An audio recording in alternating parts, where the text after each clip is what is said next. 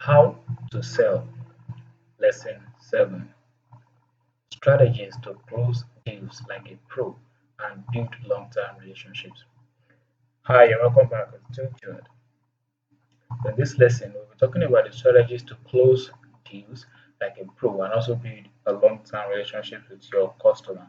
But closing deals and building long-term relationships with customers require a combination of effective strategies and customer-centric approaches.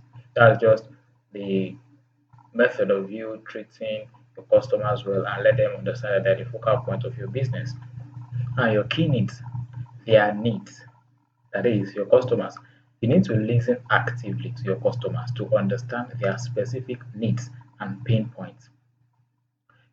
By understanding their needs, their pain points, and their challenges, it will help you to tailor your solutions in order to help them and also to bring about solving the problems that they may have. Now, provide value and offer solutions. Clearly communicate how your offering solves their problems and improves their business or their life. Don't sell your products and services, instead, you sell or you offer solutions. When you start to push your product, when you have product you're selling and then you start to push your product, it won't sell and you may be ashamed to sell because you are pushing or selling products. But when you are selling solutions, you won't be ashamed. That is why school founders now they are not ashamed to advertise their schools. They are not. Why? They see it as solution because they are telling you to bring your child or bring your children to their school so that they can teach them, so that they can become a better person in the society. That is a solution. So if you are pushing a product, if you are pushing your product out there, you'll be ashamed to sell and then you'll be feeling somehow. But when you are selling solutions, when you are offering solutions to people that this is what you are offering them in order for you to be able to solve their problems for them or in order to bring solutions to their problems, you won't be ashamed to sell and you'll be selling effortlessly. So you need to provide value and offer solutions. Next one is you build trust and credibility. Be honest, transparent, and reliable in all your interactions because a client can sense if you are being genuine during the sales process. In other words, it's important to convey to the client that you care about their business and not just the deal. Deliver your promises and deliver exceptional customer service to build trust and credibility. In business, trust is very, very paramount. But when there's no trust, then there's no basis to continue in the transaction. That is why you must do all things in your power to make sure that you build trust and credibility. All right, in your business, build trust and credibility. Be honest and then be transparent and be reliable enough for your clients to trust you. Because if you are not, they will be able to sense it. They'll be able to sense it that okay, this person is not being genuine in his doings, in his business, and demonstrate expertise. Position yourself as a trusted advisor who can guide the customer in making informed decisions and watch what you say. Your customer might have done lots of research before contacting you. Now, the thing is that you claim to have good knowledge of that business, of that product. So you are expected to be an authority in that particular space, in that niche. When a prospect comes to you, they want to believe that you can answer all of their problems. That's their own belief. They can answer all of their problems. So now they will come to you. The ability of you maintaining that standard that you can answer and then you can provide adequate solutions, proper solutions to their immediate problems.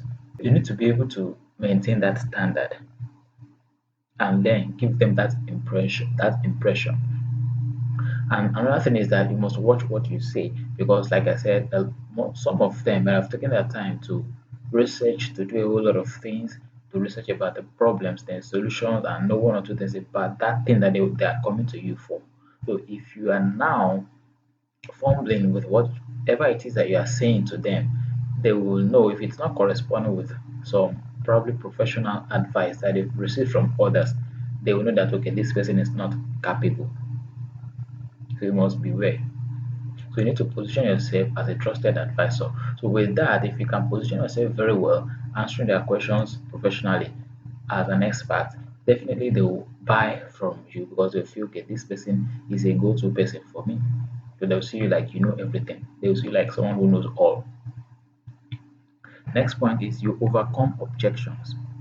Be prepared to handle objections effectively, address concerns with confidence, and provide relevant information to alleviate any hesitations the customer may have. Objections are a very good thing in business because it shows that your client or your customers want to move to the next sales phase. It's just that they have some concerns. We will talk more about objections in the next lesson. Use social proof. Leverage customer testimonials, case studies, and success stories to provide social proof of your product or services effectiveness. This helps build confidence in your offerings.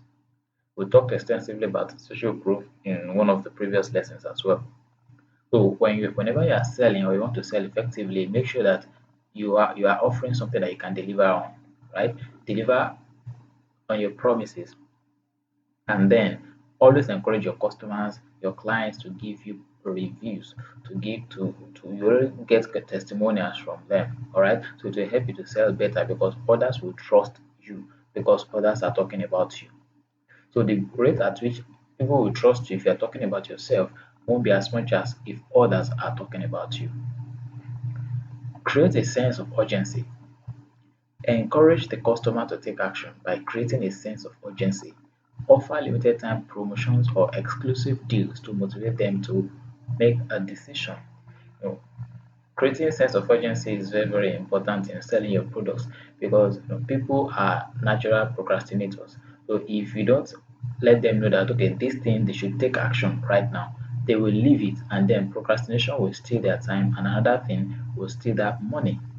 So that is why you must do everything in your power to make sure that okay, they take action right now. Very, very important.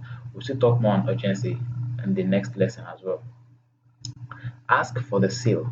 If you feel the prospect's questions are answered and they have an understanding of the solutions you provide, you should ask for the sale. You should what? You should ask for the sale. Because like I said, when we are talking about storytelling in the previous lesson, that at the end of your story, you should have a call to action. What do you want them to do? Tell them. So here as well, once you know that you've answered all of the questions, you've attended to everything that is needed to, and then there's nothing hesitant about their body language or about them, then the next thing is to ask for the sale. The next thing is you offer incentives. Provide incentives or bonuses to sweeten the deal and make it more attractive to the customer. This can include discounts, free trials, or additional services. You should always learn to provide incentives or bonus to sweeten your deal so that it will become or to make it more attractive to your customers. So they see that they are not just buying that products only, they have some other benefits, some other things to it, right? So all those things will help you make your offer irresistible to your client or to your customer. Then lastly, follow up. After closing a deal, follow up with the customer to ensure their satisfaction, show appreciation for their business, and inquire if they need any further assistance. Very, very important. When you follow up on them, you make your sale and then you ask for their satisfaction. When someone buys your product, it doesn't end there. You should still follow up. You should still follow up on them and ask for other things like ask for the that's when you can ask for the review from them, and also you can also get a referral from them and they can always come back to get other things that you sell. All right, so how to go about that is how to go about closing your deals and then also building long-term relationships with your clients. So I hope this helps. See you in the next lesson.